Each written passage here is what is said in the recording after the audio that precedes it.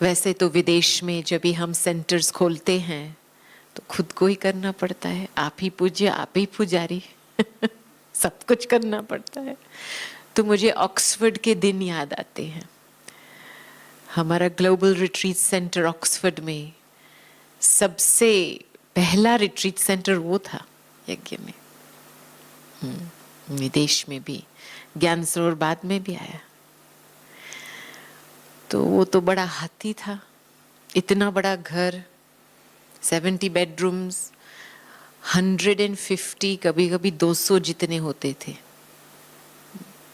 तो वहाँ पे तो हमारे पास ना लेबरर्स, सेवाधारी बहुत कम थे, और वो खास किचन के लिए माताएं आती थी, और हम 35 भाई बहनें, हम ही घर संभालते थे।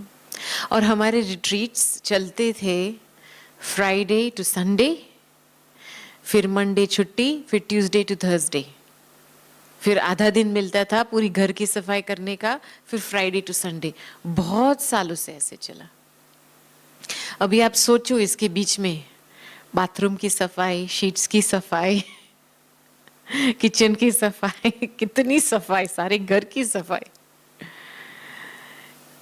और हम सभी भाई बहनें मिल करके, कोई 10 बाथरूम लेता था, कोई 15 बाथरूम लेता था, कोई हूवर लेता था। इतनी खुशी होती थी। और वो जो हड्डी सेवा का समय था, वो मुझे लगता है कि एक बहुत ही पावरफुल वातावरण बना, और उस वातावरण से बहुत ही वारिस क्वालिटी आत्माएं निकली है। मैं आज जब बैठी थी तो मुझे वजीहा बहन याद आई थी, जो कुवैत की सेवा शुरू की थी। उन्होंने ज्ञान, प्रेरणा, समर्पित होने की प्रेरणा ऑक्सफोर्ड से ही ली थी, और इतनी सेवा की वापस देश में जाकर के, इतना फाउंडेशन बनाया है उसने। तो मैं समझती हूँ कि हमारे जो कर्म होते हैं, हम उस वाइब्रेशंस द्वारा एक वातावरण बनाते हैं। हमारी एक बहन थी ग्लोबल रिट्रीट सेंटर में, उसका नाम था जॉयस। अभी भी है वो, अभी हमारे वर्दिंग रिट्रीट सेंटर में बैठी हैं, जो समुद्र के सामने जो रिट्रीट सेंटर है। दादी उनकी बहुत ही महिमा करती थी, क्योंकि इनको पूरी क्लीनिंग की ड्यूटी दी हुई थी। सारे घर का क्लीनिंग उसके हाथ में था, लॉन्ड्री उसके हाथ में था। तो पूरा सिस्टम बना करके वो चलाती थी, खुद भी करती थी और उससे भी करवाती थी। फिर उसको बीच में पार्किंसंस हो गया था, और आपको पता है जब पार्किंसंस होता है तो ऐसी वो एक बीमारी होती है कि हाथ पांव हिलने लगते हैं, काफ़ी दर्द भी होता है। और उसकी कंडीशन इतनी वर्स हो गई थी थोड़े समय के बाद कि जब उठती थी तो उसके बिल्कुल पैर ऐसे मोड़े हुए होते थे। फिर वो शिफ्ट हो गई वर्दिंग में, वहाँ भी हमारा छोटा सा रिट्रीट सेंटर था, 30 के करीब जितना था। फिर भी कुछ ना कुछ करती रहती थी बाबा के घर में। उसको बस टी टावल उसको दो, धुलाई करके वो टी टावल डालती थी वॉशिंग मशीन में, निकाल के फोल्ड करके रखती थी। उसको एप्पल पाई बनाने में बहुत खुशी होती थी, क्योंकि दादी को भेजती रहती थी एप्पल पाई। दादी को एप्पल पाई बहुत प्रिय था। छोटी छोटी बातों में अपने आप को बिजी रखती थी। मैंने कभी भी इस माता को ऐसे फालतू बैठ के बात करके कभी देखा ही नहीं है। बिल्कुल अपना समय सफल करती थी। और जब भी दादी उसको मिलती थी तो दादी ने उसको बोला कि ये तेरी कर्मणा सेवा से लोगों को स्वाहा होने की हिम्मत मिल रही है बाबा के घर में। कभी हम अपने आप को साधारण समझ लेते हैं, को कौन देखता है, लेकिन आपके कर्म एक वाइब्रेशंस बनाते हैं। बाबा तो देखता ही है, वो तो उस अकाउंट बुक में तो जाता ही है, लेकिन ये जो वातावरण बनाने की जो सेवा है, वो सबसे श्रेष्ठ सेवा वो है। तो मैं समझती हूँ कि ये लॉकडाउन के समय जो सभी ने कंधे में कंधे लगा करके, हाँ, बाबा का घर, बाबा की सेवा को उठाई है। आप सभी को तो बाबा की तरफ से तो शाबाशी तो मिलती ही रहेंगी, लेकिन ये जो अभी तपस्या की इंटेंसिटी बढ़ा रही है, वाइब्रेशंस बढ़ रहे हैं, इससे बहुत ही बेहद की सेवा होंगी। अभी मैं विदेश का समाचार सुनाती हूँ आपको कि चारों तरफ से पिछले 2-3 वीक से इतने लोग कोर्सेज लेने में नंबर्स बढ़ गए हैं।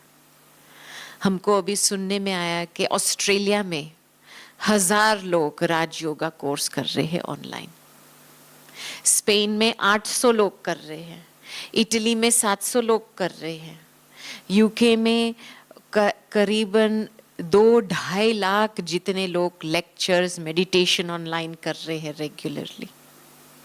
अभी आप सोचो, ये तो स्कूल में भी इतने नंबर्स नहीं आते थे। तो ये किसका फल है? चलो हम ये भी कहेंगे, दादी जी का अव्यक्त होने के बाद भी इस आत्मा ने भी सहयोग भी दे रही है, क्योंकि दादी के सामने बाबा थे, विश्व था, और दादी को बहुत ही उमंग था कि विश्व की सेवा बढ़े, हर आत्मा को बाबा का मैसेज मिलना चाहिए। लेकिन सेवा का आधार क्या है?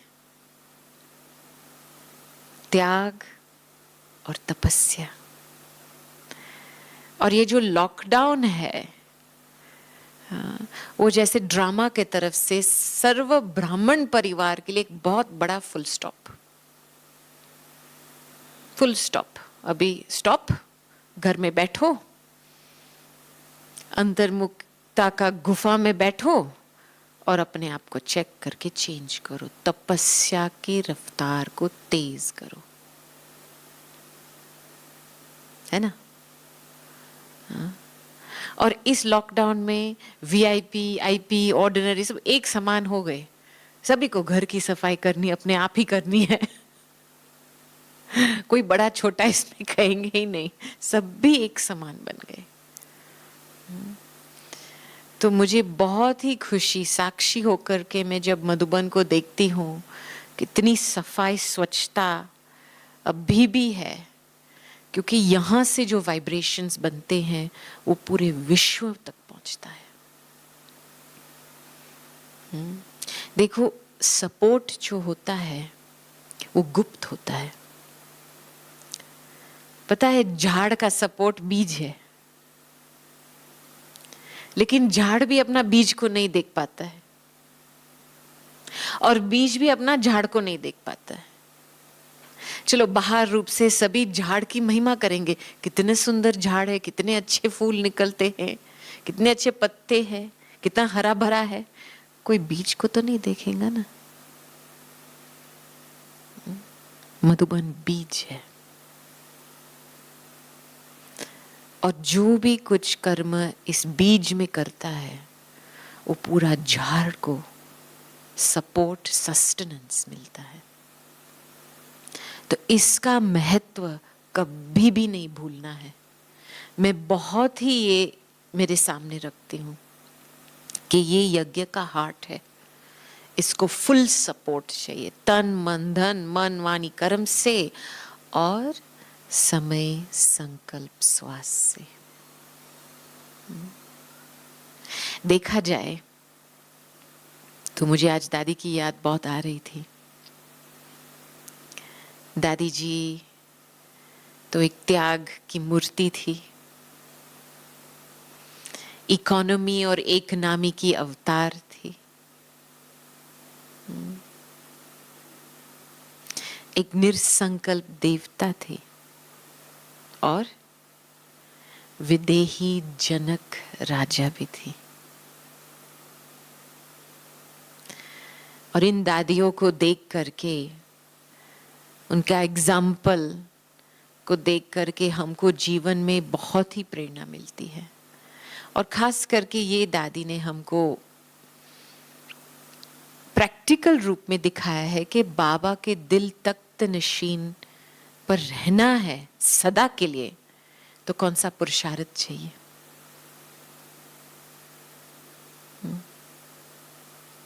दादी जी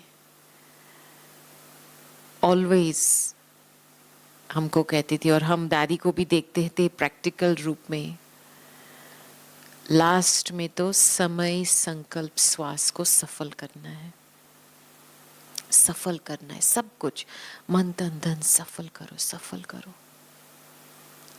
इसीलिए दादी एक इकोनॉमी की अवतार बन गई थी। छोटी छोटी बातों में इकोनॉमी, बड़ी बड़ी बातों में नहीं होती है, छोटी बातों में होती है।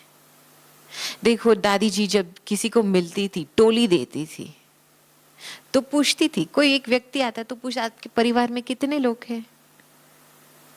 माना वो एक जेनरोसिटी भी थी कि परिवार का भी सोचना है। तो जितना बोलता था 4-5, वो उतनी टोली देती थी। ऐसे नहीं कि उसको 20 का बॉक्स पकड़ा दो और उसके घर में सिर्फ 4-5 लोग हैं। तो माना इकोनॉमी से चलो, बड़ा दिल रखो, लेकिन इकोनॉमी से चलो। और यही बात दादी की, इसलिए आज दिन तक दादी के हाथ में, दादी के हाथों द्वारा इतनी यज्ञ सेवा हुई है। जहां भी दादी जाती है, लोगों को प्रेरणा मिलती है कि हम यज्ञ में बीज डालें, क्योंकि वो खुद अपने आप एक इकोनॉमी की अवतार बनी है। और आप देखो, आप जब ऐसे इकोनॉमी के अवतार बनते हो तो कितना पुण्य का कर्म जमा होता है। अभी ये लॉकडाउन के समय कोई लेबरर्स नहीं आते, कितना खर्चा बचा बाबा के भंडारे में। इकोनॉमी भी डाउन हो रही है, कोई आएगा भी नहीं, कोई शिविर भट्टी करने के लिए भी नहीं आ रहा है। तो देखो आप लोगों के अकाउंट में कितना जमा हो रहा है पुण्य का, कि ऐसे समय पर हम बचत कर रहे हैं। दादी यहाँ होती तो आप सभी को भाकी पहनती थी, रियली। दादी हमको बहुत भाकी पहनती थी, ऑक्सफोर्ड में मसाज करती थी, क्योंकि पता है कि स्थूल सेवा कर्मणा सेवा हार्डवर्क होता है लेकिन इतना हमको प्यार करती थी, और वो प्यार जैसे हमको साकार बाबा का प्यार महसूस होता था ऑलवेज दादी जी। क्योंकि दादी का ये लक्ष्य था कि जो साकार बाबा ने मुझे दिया है वो आप सभी को मिले। मैं थोड़ा साइड ट्रैक करके एक स्टोरी बताती हूँ आपको। प्रैक्टिकल में दादी का प्यार कैसा था। शुरू में जब ज्ञान सरोवर खुला था, तो उन दिनों में तो हमारी ड्यूटी तो दिसंबर में होती है यूथ को संभालने के लिए। तो उन दिनों में रिट्रीट 10 बजे, गुरुवार का दिन था और 10 बजे रिट्रीट शुरू होने वाला था। गुरुवार के दिन थोड़ा क्लास लेट होता है, 8:30 बजे पूरा होता है, फिर उसके बाद आप ब्रेकफास्ट लो, फिर तैयारी करो। तो हम लेट हो रहे थे और मुझे किसी को विष्णुपुरी में मिलने जाना था। तो वापसी आके समय मैंने नाश्ता भी नहीं किया था और बस 15 मिनट बचा था, 9:45 हो गए थे और 10 बजे सेशन शुरू करना था। तो जैसे हम ट्रांसपोर्ट के तरफ हम जा रहे थे, मेडिटेशन हॉल के तरफ, तो सामने से दादी जी आ रही थी, क्योंकि दादी जी 10 बजे के करीब नाश्ता करती थी। फिर मैंने जब दादी को देखा तो मैंने सोचा, ओह अभी मैं दादी को अवॉइड तो नहीं कर सकती हूँ, सामने से आ रही है। तो दादी ने फिर मुझे इशारा दिया, इधर आओ। और सीधा दादी ने पूछा, ऐसे भी नहीं पूछा कहाँ जा रही हो, सीधा पूछा नाश्ता किया। मैं फिर चुप हो गई, मैंने कुछ बोला नहीं। मैंने बोला दादी अभी सेशन शुरू करना है, मैं वहां जा रही हूँ जैसे मैंने गोल मोल कुछ जवाब दे दिया। फिर दोबारा दादी ने पूछा नाश्ता किया, फिर मैंने ऐसे किया। फिर दादी ने मेरा हाथ पकड़ के, वो जो स्लोप है ना डाइनिंग का, मुझे लेकर के डाइनिंग में चल रही थी। और वहां 5 नंबर के डाइनिंग में जहां दादी बैठती थी, बिठाया बिल्कुल साइलेंस में, और जो अपना नाश्ता था वो मुझे खिलाया। और उस समय जैसे मैं खा रही थी, मुझे एक दो संकल्प चले थे, चलो मैं लेट होंगी वगैरह, लेकिन फिर मैंने वो संकल्प बंद कर दिए। और जैसे दादी मुझे मैंने खिला तो नहीं रही लेकिन डाल रही थी मेरे प्लेट पे, दादी जी ने अपना नाश्ता शुरू नहीं किया था। तो जैसे मैं खा रही थी तो ऐसे लग रहा था कि अव्यक्त बाबा उनकी बाहों, मेरे बाहों में डाल करके मुझे खिला रहा है। इतना अच्छा अनुभव रहा था। तो मैंने सोचा, देखो मैंने अपना नाश्ता मिस किया होता तो ये अनुभव भी मिस किया होता, क्योंकि बेचारा बाबा को भी खाना होता है ना कभी कभी। हाँ, तो ऐसा प्यार जो भी दादी जी करते थे, चाहे खाना खाते थे, पैदल करते थे, वो जैसे बाप की प्यार समाई हुई थी उस कर्म में। देखो कभी कभी हम कर्म करते हैं, कभी डायरेक्शन जो मिलता है डर के मारे करते हैं, हम नहीं करेंगे तो क्या होगा, भय पैदा होता है। वो ये एक है, ये कर्म का फल जमा नहीं होता है।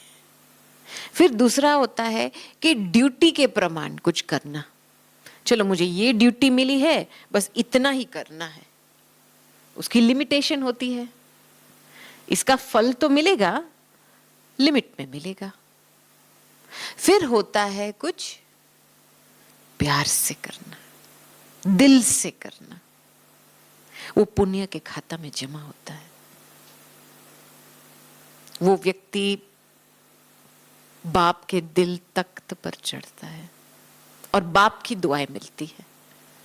और दुआएं ऐसी चीज होती है कि जितना आप गुप्त रहेंगे आपको डबल दुआएं मिलेंगी। देखो यहाँ पे जब भी हम घर वाले घर का देख रहे हैं तो इसमें शोई पिक्चर बनने का क्या है? क्या किसको दिखावा के लिए कर रहे हैं क्या? ये हमारा घर है।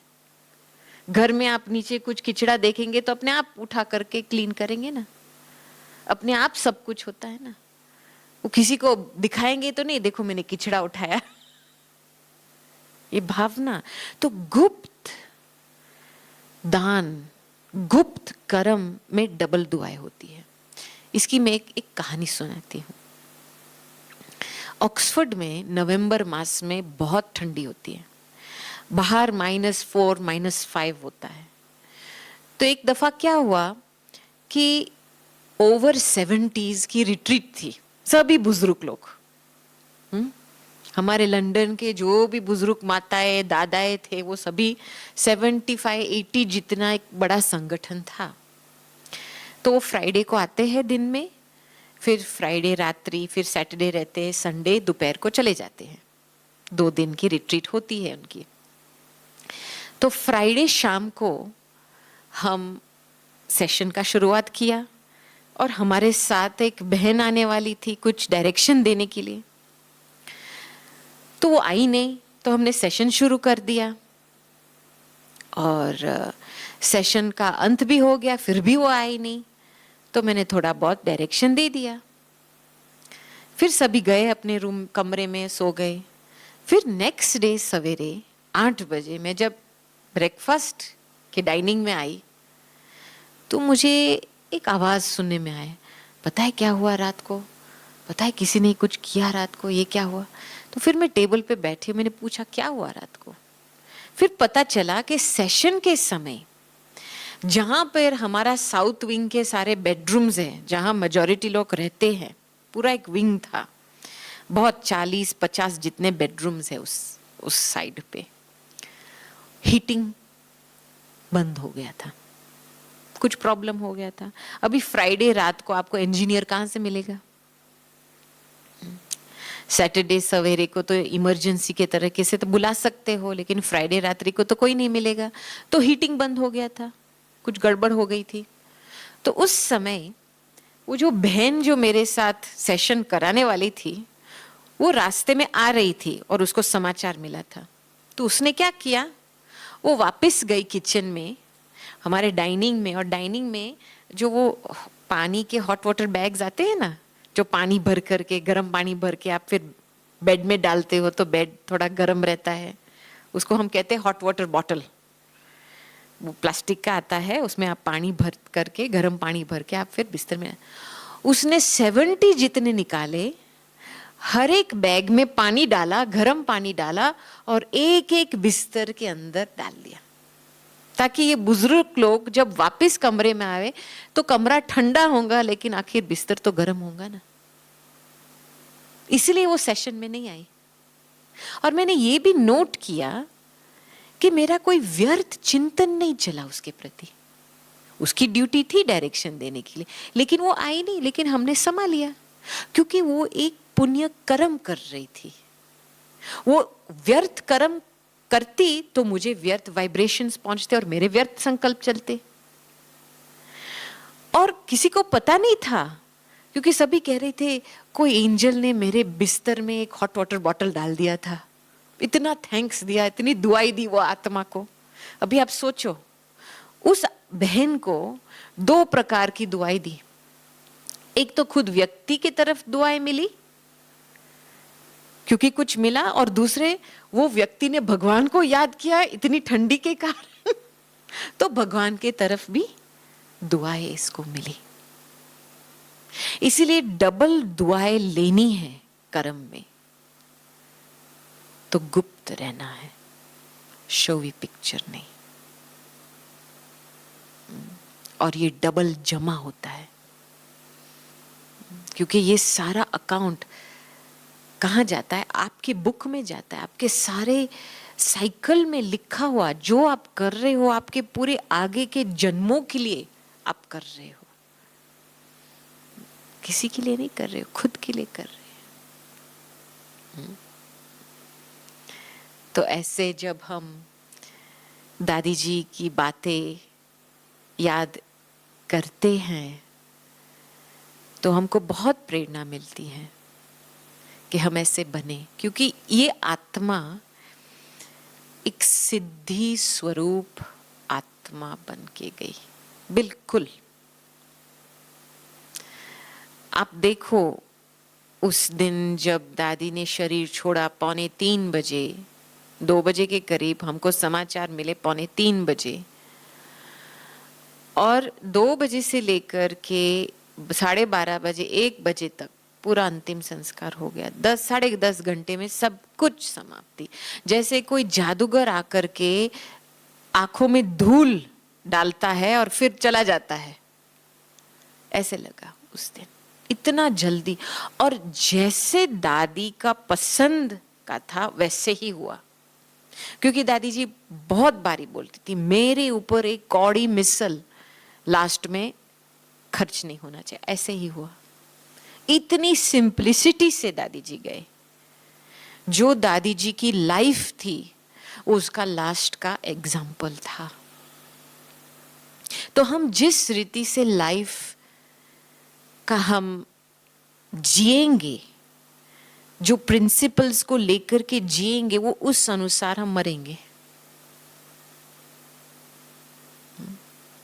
विदेश में तो आजकल बहुत ही चर्चा हो रही है डेथ के बारे में, काफी ऐसे वेबिनार्स में सुनने आता है। तो एक भाई ने बोला था कि जो लोग अपने नियम पे चलते हैं तो नियम अनुसार वो अपना शरीर भी छोड़ेंगे, उनके हाथ में होगा हमको कैसे शरीर छोड़ना है, डिग्निटी से। तो इतना एक बड़ा एग्जाम्पल दादी जी ने सेट करके गई है। पूरा हमको रिमाइंड किया है कि यज्ञ का फाउंडेशन किस आधार से चला है, त्याग से चला है, सिंप्लिसिटी से चला है, बचत से चला है, इकोनॉमी से चला है। हाँ, उसके आधार से ही तपस्या की शक्ति बढ़ती है, रियल तपस्या की एक आत्मिक बल बढ़ता है, और वो तपस्या के आधार से बेहद की सेवा होती है। तो मैं ऑलवेज फील करती हूँ, मुझे बहुत प्यार है मधुबन के लिए, बहुत मोह है, मैं कहती हूँ रियली, और खास करके ये बाबा का कमरे के लिए। जैसे बाबा बैठा है ऐसे लगता है कभी कभी कभी। और मुझे बहुत फीलिंग आती है कि जो भी हमारे भाई बहनें हैं, सबसे यज्ञ से पुराने भाई बहनें यहाँ हैं, और जो अपना जीवन समर्पित किया है और अभी भी एक एग्जाम्पल के रूप में त्यागी बन करके, सिंपल बन करके घर की संभाल कर रहे हैं, यज्ञ में बचत हो रही है, इसका तो क्या थैंक्स भी इनफ नहीं है।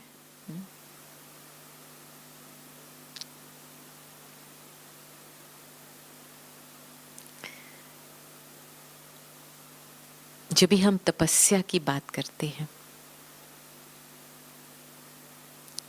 तो तपस्या माना क्या?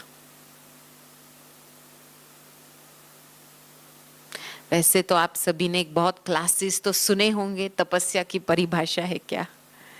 विदेही बनो, अशरीरी बनो। हाँ, लेकिन हमारे लिए तपस्या है एक बाप से पूरी एनर्जी शक्ति लेना, बाप की याद से हम कैसे अपने आप को भरपूर करें,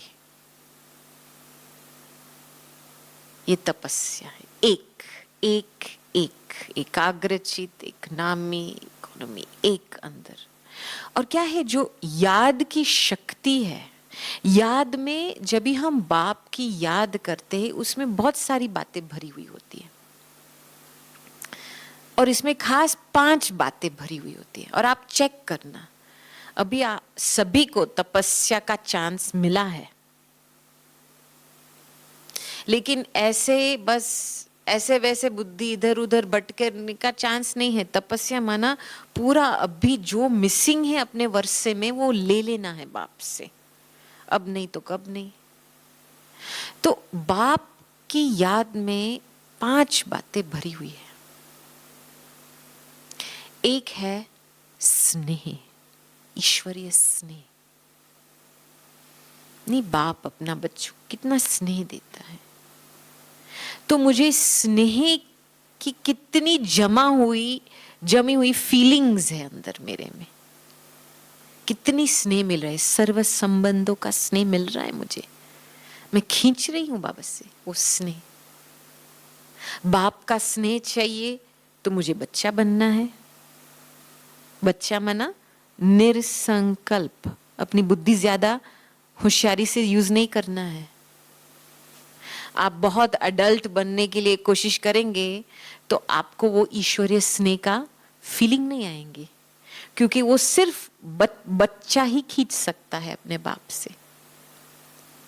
आपको टीचर का स्नेह चाहिए तो अच्छा स्टूडेंट बनना है,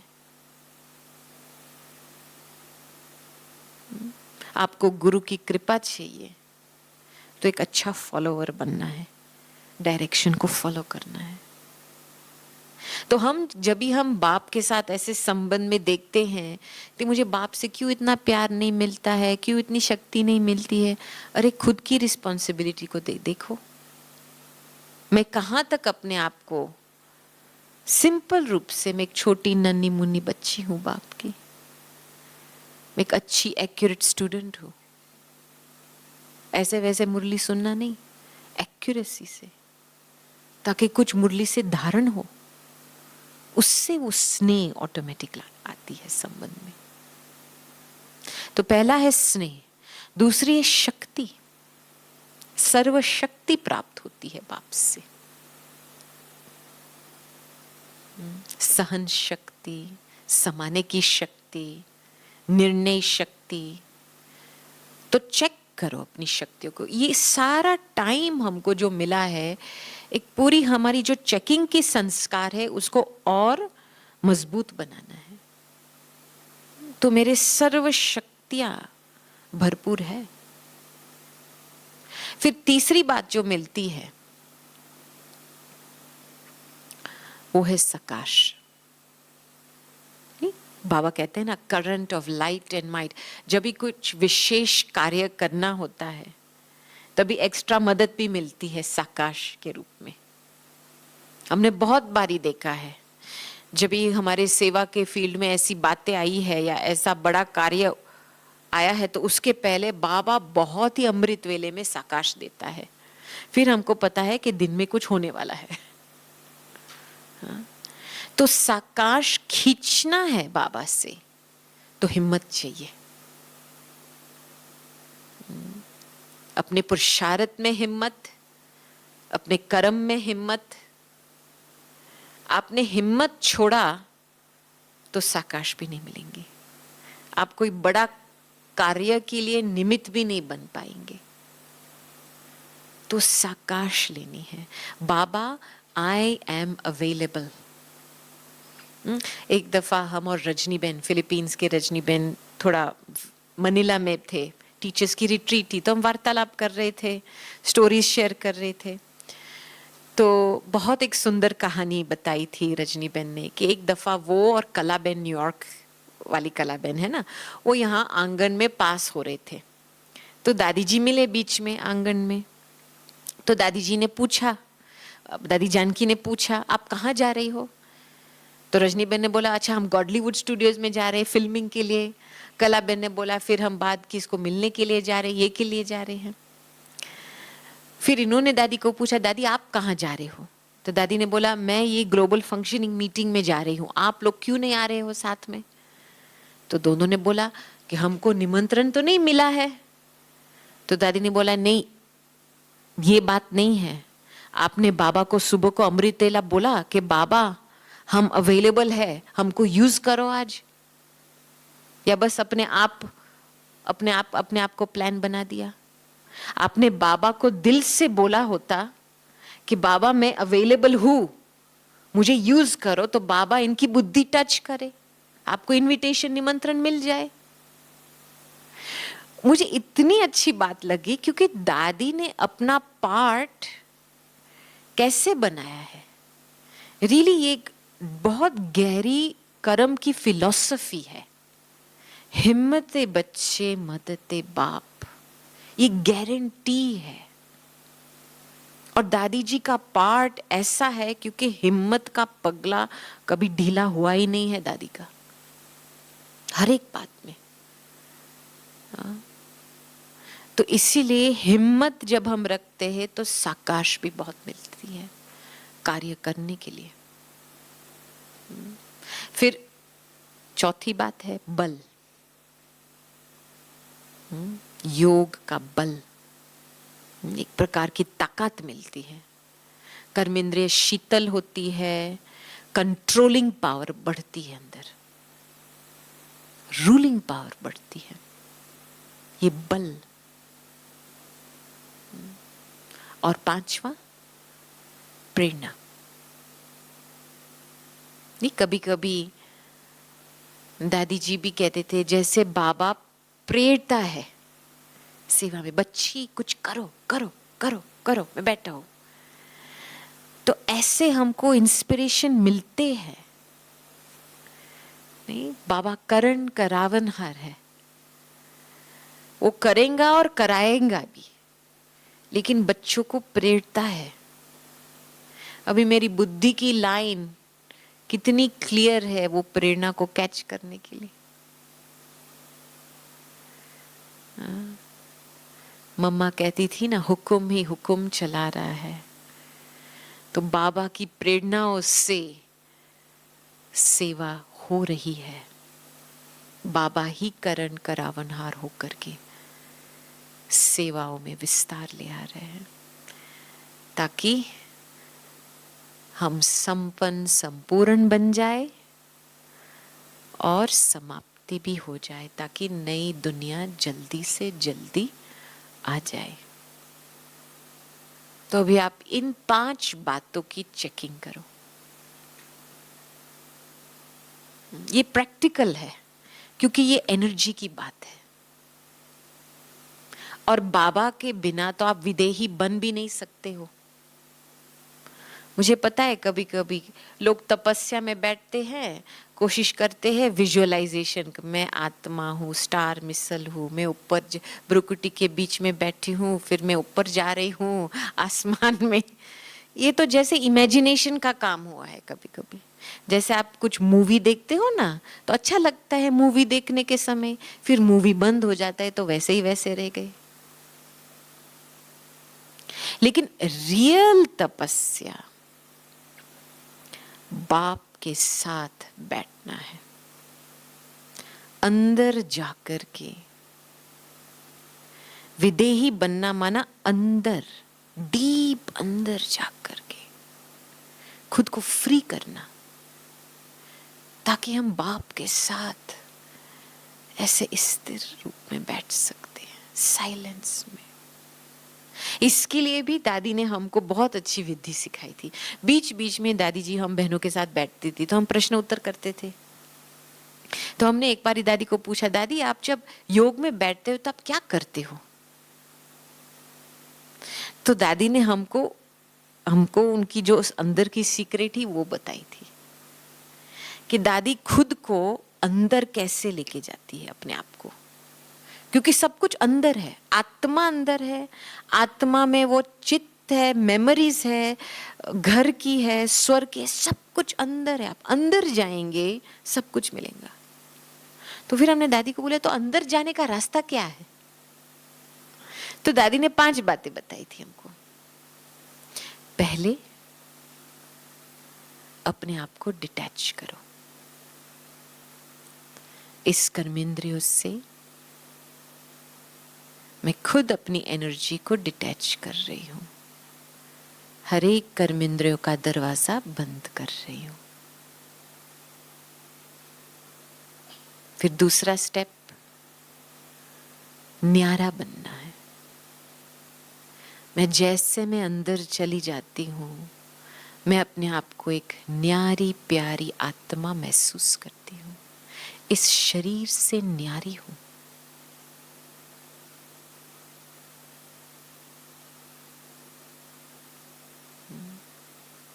मैं आत्मा।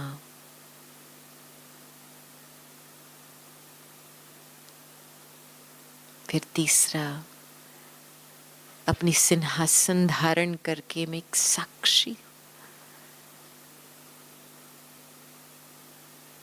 स्थिति धारण करती हूं।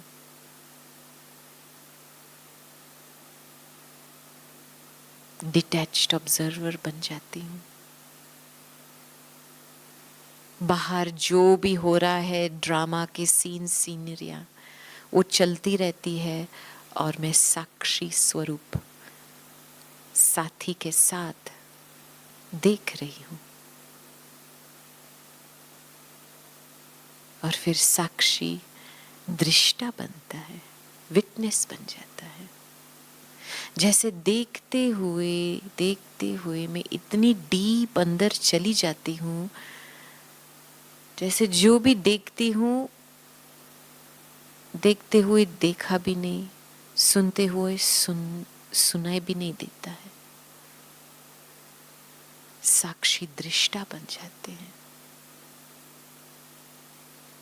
और फिर और ही गहराई में जाते हैं तो उपराम चले जाते हैं।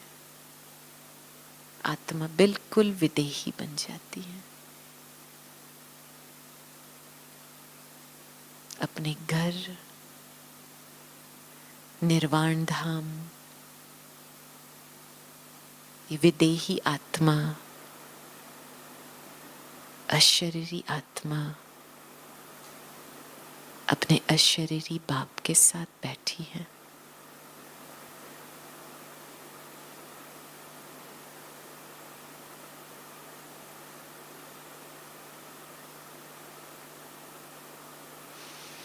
कितनी अच्छी फीलिंग आती है। इसमें इमेजिनेशन की बात नहीं है, अंदर जाने की एक विधि है। डिटैच, न्यारा, साक्षी, दृष्टा, उपराम, अंदर जाओ। इसलिए दादी बार बार हमको कहती थी शुरू में कि दादी का तो 90% ध्यान अंदर रहता है, सिर्फ 10% बाहर रहता है। और हम जब दादी जी को देखते थे तो हम हैरान हो जाते थे, अरे दादी आप इतना कुछ करते हैं लेकिन आप कैसे 90% आपका ध्यान आपके ऊपर होता है। तो जब भी दादी ने ये विधि बताई तभी मुझे पता चला कि दादी जी अपने आप को कैसे संभालती है अंदर। क्योंकि तपस्या ध्यान की बात होती है, टाइम की बात नहीं। हम समझते हैं हम टाइम निकालेंगे तपस्या करने के लिए, लेकिन वही तपस्या फिर फालतू विचार में चला जाता है क्योंकि ध्यान नहीं रहता है। तो ध्यान की शक्ति को बढ़ाना है तो ये अंदर जाने की प्रैक्टिस बार बार करनी है। अपने आप को डिटैच बनाना है, न्यारा बनाना है, साक्षी दृष्टा बनाना है, उपराम लेके जाना है, साइलेंस में लेके जाना है। फिर आप देखो जैसे ध्यान की शक्ति बढ़ती है, एकाग्रचित होंगे, जो भी आप कार्य करेंगे सफलता ही प्राप्त होगी ऑटोमेटिकली। मेहनत नहीं होगी पुरुषार्थ में, और कर्म योगी बन करके निराकार फरिश्ता स्वरूप, साक्षात्कार स्वरूप बन जाएंगे। ओके, ओम शांति।